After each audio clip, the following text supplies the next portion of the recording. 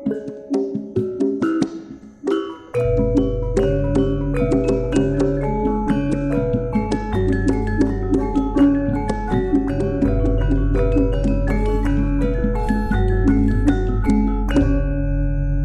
temo ning Wonokrama, terus nyang Pandeglang tuku semangka. Waduh, mumet Cak. Plesir klenceran iki. Gagak barikan. Ayo ngrayakno ulang tahun Surabaya. Mberek ngeling-eling riwayate jaman semono. Riwayat ngendi, Cak? Lho, ya riwayate lahire Surabaya iki. Kok reken riwayate bebekmu ah. Ngono aja. Mangkakno, gatekno. Catetan sejarah ojo sampai dilalekno.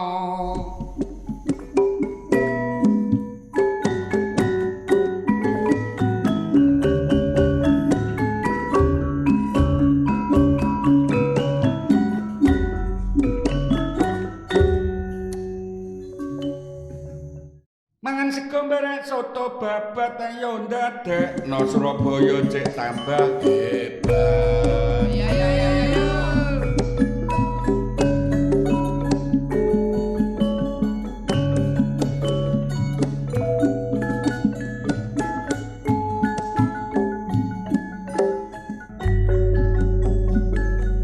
Ayo tur padha muji syukur Surabaya wit biyen lak wis kesuwur para tokoh sing dadi leluhur terus upaya Surabaya dadi makmur jaman Singosari ayo dicateti Raden Wijaya perang bareng pasukan luar negeri bangsa Mongol sing ngedap-ngedapi ya Surabaya papan sing dadi seksi jaman Majapahit dadi papan dagang bareng pelabuhan sing dicathetno prasasti Janggut Trowulan Surabaya dadi papan penting temenan Sanuswantara ya dadi liwatan teruse jaman Kraton Demak lan Pajang Surabaya dadi pujere dagang akeh wong mara barang-barang lunga teka terus liweran jaman Mataram Surabaya terus balela waning lawan nganti Sultan Agung dadi panguwasa lak sing kasil iso nundukno tapi Surabaya tetep madheg kukuh didaya Mataram mundur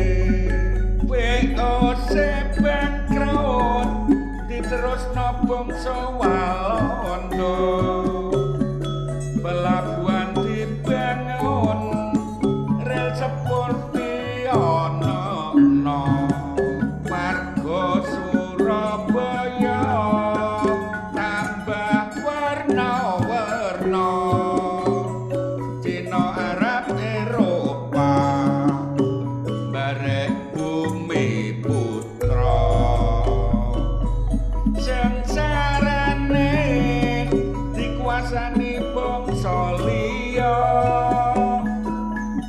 bangsa kita wiwit grajana 20 Mei 1908 ditata barek Dr. Sutomo lantaran organisasi Putih Utama Dr. Sutomo terus ngupayakno bangun Gedung Nasional Indonesia nduk Surabaya terus ngedekno majalah penyebar semangat ya nduk Surabaya kanggo sarana perjuangan kemerdekaane bangsa zaman penjajahan Jepang Surabaya ngalami kasengsaran Romo sambarek dukun yampu gegiri sitemenan ilang minyak Wonokromo dadi rebutan industri barek ekonomi kena gangguan sakwise merdeka bledos perang revolusi Surabaya lah dadi seksi 10 November sing wis dicadheti arek Surabaya pancene wani jangkep dulur riwayate Surabaya aja lali yo aja slenca lelakone leluhur kita kanggo pepiling generasi muda sing tua-tua ayo padha ngelingno sing nom-nom ayo padha digatekno ayo rek ayo